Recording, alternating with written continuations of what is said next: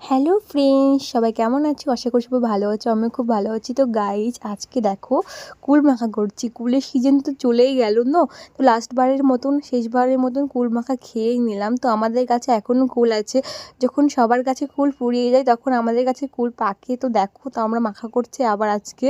তো কুলগুলো না খুব বড় বড় সাইজের। তো ভাব, একটা অন্য ফিলে মাখা করছে, আজকে গিলাসের মধ্যে থেতো করছে। তো অন্য দিন তো শিলে বাড়ি এসেছি, তো আজকে এইভাবে গ্লাসে থেতো করছে। তো সব কুল দেখো থেতো করে নিয়েছে, তারপরে ধনেপাতা আর লঙ্কা থেতো করে নিচ্ছে।